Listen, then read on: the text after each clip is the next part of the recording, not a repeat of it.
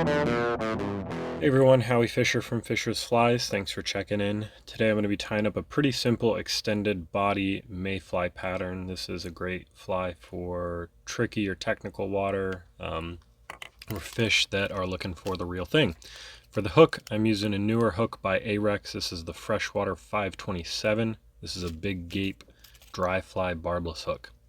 For the thread, I'm using UTC 70 denier in olive. And I'm going to go ahead and get started with my thread right behind the eye here and just take a couple wraps until it's secure before snipping my thread off.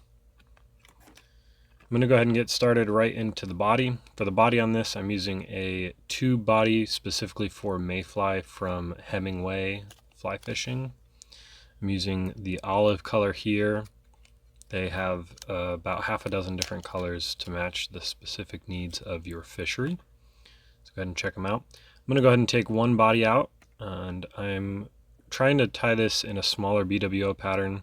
So I'm going to add some super glue before I tie in the body to give it something to grip onto.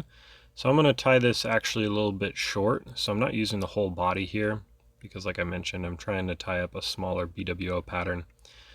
I'm going to go ahead and make sure that it is secure before snipping off the remainder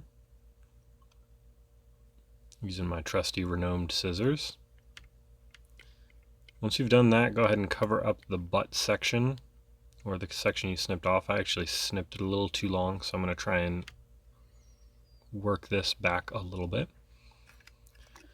Once I've got it where I want it, I'm going to go ahead and tie in the wings, which again here is a product from Hemingway's. This is their mayfly wings.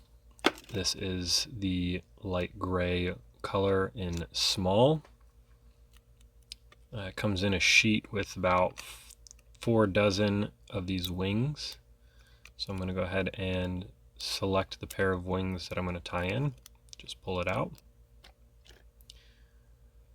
I'm going to go ahead and give these a gentle crease or a light crease. Just fold them in half and kind of apply some pressure. That will help them to stay in the position you want them in.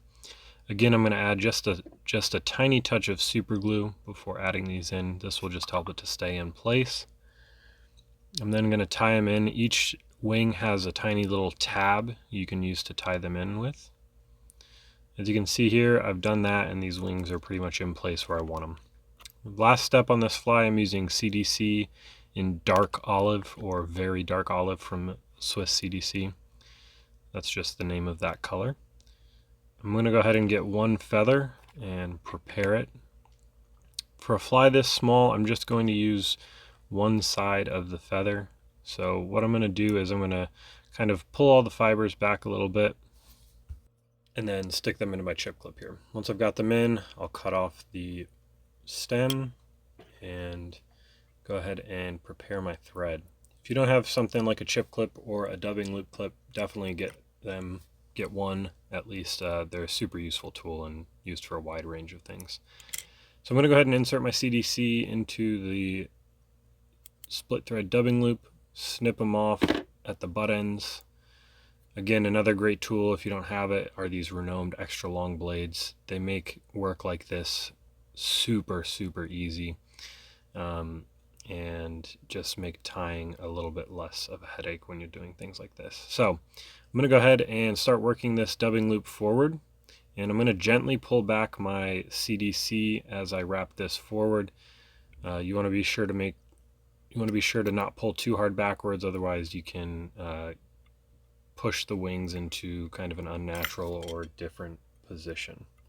Once I've wrapped this forward while stroking those fibers back, I'm going to go ahead and whip finish and snip my thread off. At this point, I'm just going to make sure that everything is how I want it. Make sure no fibers are too long. And there you have it. This is an extended body mayfly. Tie them up, fish them. Let me know what you think. Thanks.